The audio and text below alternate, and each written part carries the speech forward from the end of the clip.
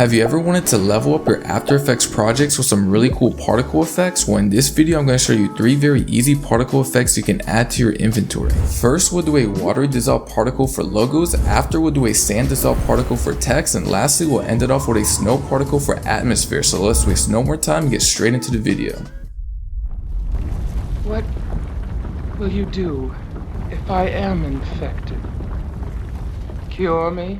So we are first going to start off with the water particle effect for logo. So I'm going to drag in my Ferg production logo, Ctrl+Shift+C to pre-comp it and go to the effects panel and type in shatter. I'm going to go ahead and drag it into the layer, go to the effects control and set view to render to see what's going on. And I'm going to open shape, force 1 in the physics menu. I'm going to set the pattern to glass, put repetition to 200. I'll also move the timeline up a bit so you can see more of what's going on, and feel free to make any adjustments to my preferred settings. Put the extrusion depth to 0 for position, aimed across at the bottom middle and click the composition. Come back, put radius 0.5, put strength to 1, come down to physics, put rotation speed 0.25, tumble axis to none, randomness and viscosity 0.25, mass volume put it down to 0, gravity 0.25, and the last 2 gravity settings set to 0. Now come down to the layer panel, right click new and create a new solid and add 2 effects for the effects controls. Type in gradient wrap in the effects panel, drag into the composition. After turbulent displace, drag into the composition. All we're going to do is set turbulent displace to 10, come back and click on the logo to see particle settings, open up the gradient portion, select your solid layer on the first drop down, second drop down, select effects and mask. Now we can hide and put the solid layer behind us, but don't delete it. And in particle settings, adjusting the shutter threshold, we have this upward motion of the particles, which is exactly what we want. So I'm going to set shutter threshold to 0, move timeline needle back to beginning, make sure to activate the stopwatch, move forward in the timeline, and put shutter threshold to 100. Now I'm going to change the particle's look by adding CC vector blur, put type to perpendicular, set amount to 12, and I'm going to add the sharpen and unsharpen effect with setting both of the amounts to 50, which will make my results change this harsh particle glass we had a second ago into a watery liquid type motion that moves upward. So I'm going to put my timeline needle back in the beginning, and as you can see, we have this upward liquid effect, but I do encourage you not to stop it there. I'll speed it up by spending an extra 4 to 5 extra minutes just adding random stuff. You get a total different outcome. I just added the adjustment layer, added a glow, adjust the settings. In case you don't know, use to reveal the keyframes. I'm just using the position and scale tool to make the logo grow larger and move upwards. You can also save this as a preset, just switch out the logos and colors. And a quick heads up, no plugins were used for this, but anyways, this is my new final result.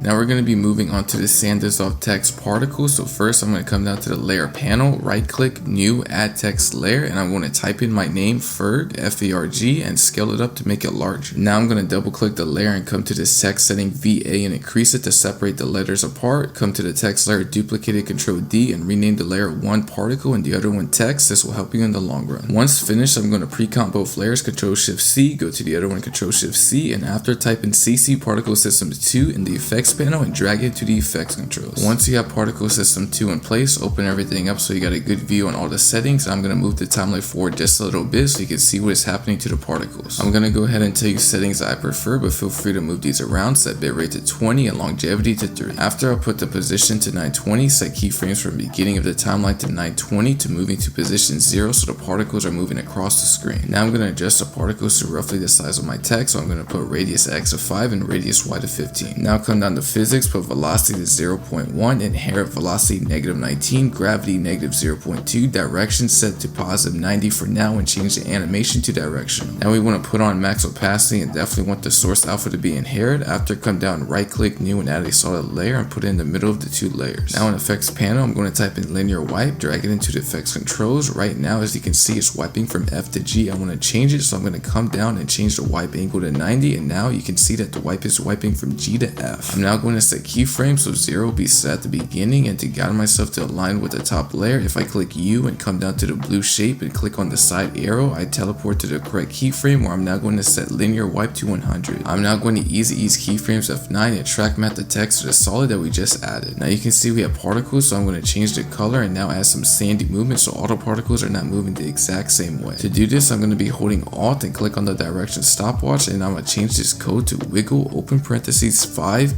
comma 30 close parentheses space semicolon and click away to confirm it. Now I'm going to go to the pre-comp of the text particle. In the layer panel, I'm going to right click new and add a solid and type in effect fractional noise and drag it into the effects controls. Now all we're going to do is bump up the contrast a bunch. What we're looking for is distorted separation of white, black, and gray. Now set the track matte to the added solid layer. If you don't see it, click the mask option once, change it to Luma Matte, go to your composition, do the same thing, and you should now see the separation of white and black in the particles. This is my final result, and if you want the letters to be a little bit more defined when dissolving, if I go to extra and put it to 0 and play it again, the extra particles are gone with a more clean defined result. Now lastly, we're going to end it off with the easiest one, the snowy atmosphere particle. So I'm going to drag my snowflake into the composition, pre-comp it, Ctrl-Shift-C, go to the layer panel, right click, new, and add a solid layer. In the effects panel, type in CC particle world, drag it into the effects controls, and now open up all the menu settings. If a graph appears, that's just there to guide you. I'm going to do mine without the graph so you can see more of what's going on, but first let's change the color of the particles to the same as a snowflake. Next, I'm going to go up to the particle type, put it to the textured square, open the texture drop down menu, change none to the snowflake composition, and when I hide the snowflake, move forward in the timeline, we all see the snowflake particles. Now I'm going to put opacity and size variation to 100% and increase both depth and burst size just a tad to something reasonable. Now our snowflake particles are looking more like snowflakes. I'm just going to spread them out by scrolling up and setting X to 0.6, Z to 1, and position the Y axis position to the top of the screen. Now I'm going to come down to physics and put animation to 12, velocity 0.1, gravity 0.05, extra angle take off 1 and put it to 90, and when I come to the timeline and start it, you'll notice I don't see anything. This is because the particles are dying out way too early, so I'm going to stop the timeline and come up to the top and increase the longevity, which is a length the particle falls before disappearing completely, and now I'm going to go back and start the timeline. And as you can see, I have a clean snow effect, and you can do this with any image. It doesn't have to be a snowflake, and also feel free to mess around with any of the settings to get the look that you're trying to obtain. Birth and depth size are obviously to make the particles larger or smaller, getting a totally different look. Longevity is how far you want the particles to drop. Sometimes you might not always want to drop to the very bottom. Bill rate is how intense the particles are, so you can adjust it to a very rapid storm or change it to something subtle. Lastly, if you like to slow this down, if you increase the resistance in the physics menu, the particles will fall down slower, but I'm going to keep it the same. And as you can see, the minor differences between this result compared to my first one, but these are my results. Anyways, that's just about everything. As you can see, these particle effects can be used in tons of creative ways. If you would like to learn how to morph anything or turn anything into 3D in After Effects, watch one of these next videos. Don't forget to like and subscribe, and remember, I am Ferg, and I'll see you in the next one.